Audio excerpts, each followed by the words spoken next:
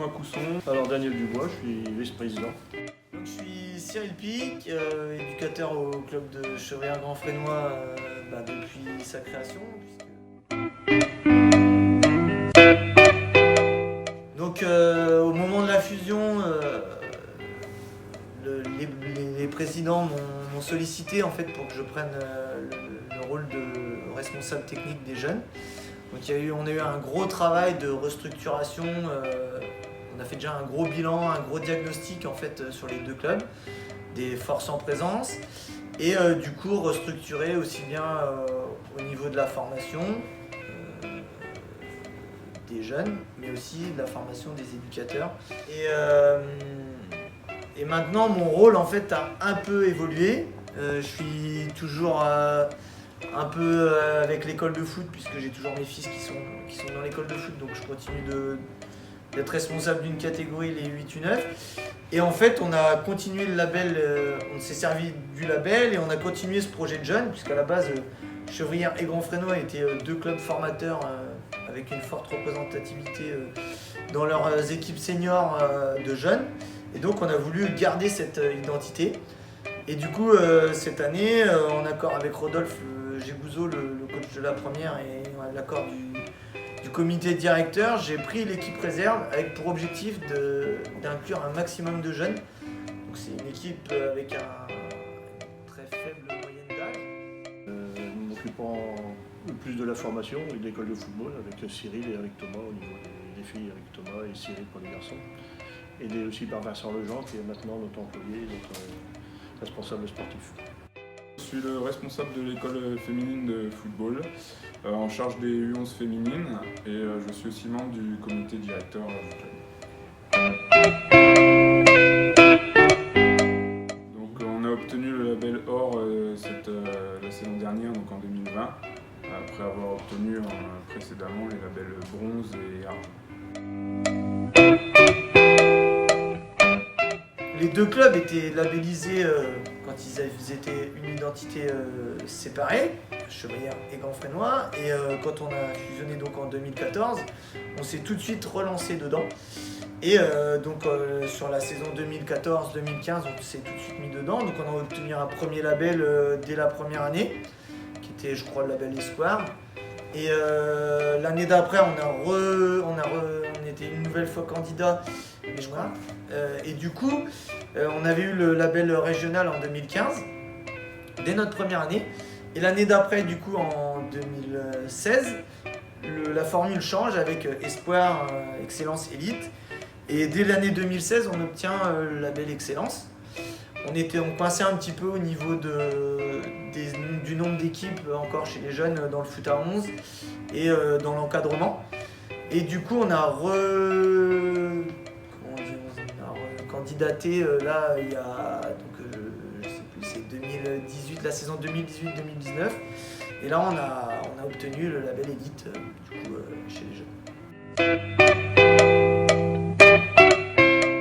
Alors l'obtention du label, ça a été aussi une rigueur qu'il a fallu qu'on apporte.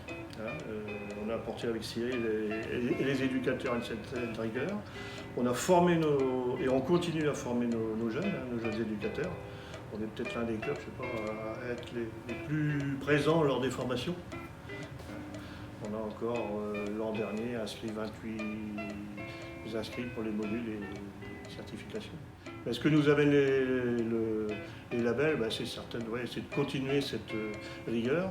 Ça nous amène des joueurs parce que les gens connaissent notre club, connaissent l'ambiance qu'il y a, la suite qu'on donne aux enfants. Parce que des petits jusqu'aux plus grands, on continue la même formation. Étant également l'époux de la trésorière qui s'est décarcassé, il faut le dire, avec les différentes administrations, pour obtenir les subventions. Et ça, le label nous aide énormément dans ce cas-là. On fait une réunion annuelle avec nos sponsors, aussi bien administratifs, mairie, département, tout ça, et sponsors privés.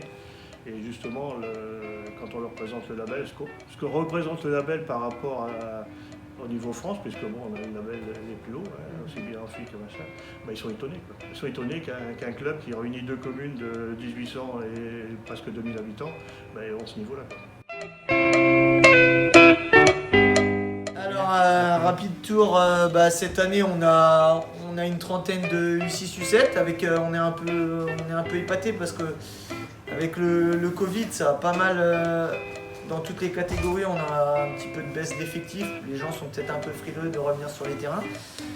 Mais là ça revient petit à petit, là on a même des inscriptions plus tardives que d'habitude. Mais chez les U6, U7 du coup ils sont une trentaine, donc ce qui va faire en gros 5-6 équipes tous les week-ends, tous les samedis matins. En 8 U9 on est à peu près 35, donc ça va faire 4-5 équipes tous les week-ends. En U10, U11 il y aura 2 équipes, ils sont 35 aussi à peu près. En U12, U13 ils sont autour des 40, ils vont être 4 équipes.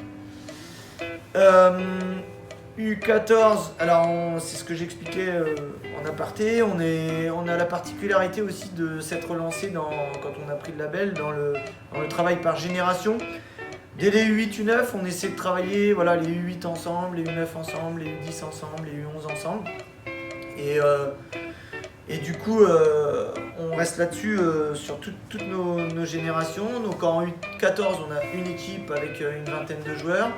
En U15, on a une équipe avec une vingtaine de joueurs. Et on a une équipe C en U15 qui englobe les U14 et les U15, donc qui sont à peu près une cinquantaine de joueurs. U16, U17, du coup, on a 2 équipes. Une équipe U16 avec une vingtaine de joueurs et une équipe U17 avec une vingtaine de joueurs. On a un trou de génération cette année chez nos U18. Alors du coup, plutôt que d'être embêté avec cette équipe U18, on les a intégrés dès cette année dans la politique de formation et de préparer les seniors. Les U18 cette année s'entraînent déjà avec les seniors et jouent déjà dans les équipes seniors. Donc on a un total de 87 filles, une fois que toutes les licences seront entrées. On a une vingtaine de filles en foot animation, une quinzaine en U12, U13, une vingtaine en U14, U15, une trentaine U18 et une dizaine en senior.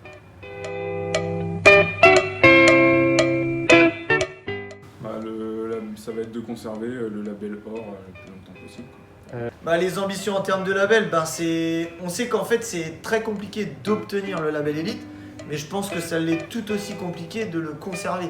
C'est-à-dire qu'on s'est fixé un cap, qui est essentiellement tous les critères définis par le label. Il y a un gros point qui est la formation des éducateurs et avoir des éducateurs diplômés. Donc ce qui est important pour nous, c'est de conserver nos éducateurs diplômés, continuer de former des jeunes éducateurs et ceux qui ont déjà un certain nombre de diplômes, continuer de les accompagner pour aller plus loin.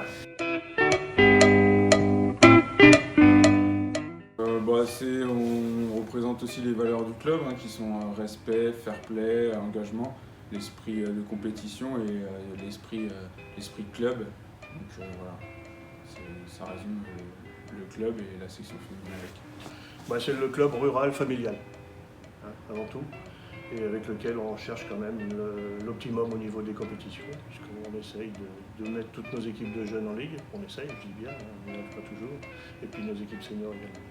Alors on est un club rural, on est en plein milieu de la campagne, donc c'est un club très familial. On a plaisir à dire qu'on aime développer l'esprit club, le club de Chevrières-Manfrenois. Mais du coup, avec l'obtention de ces labels, c'est aussi l'objectif d'avoir une aura au niveau régional chez les jeunes, mais dans la compétition.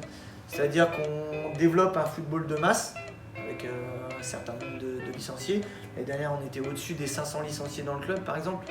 Donc c'est un gros club en termes de nombre de licenciés, mais maintenant on tend à aller vers de la compétition avec nos équipes de jeunes. Donc là actuellement on a une équipe au niveau régional, on aimerait bien tous les ans en ajouter une pour essayer d'avoir toutes nos équipes de foot à 11 au niveau régional.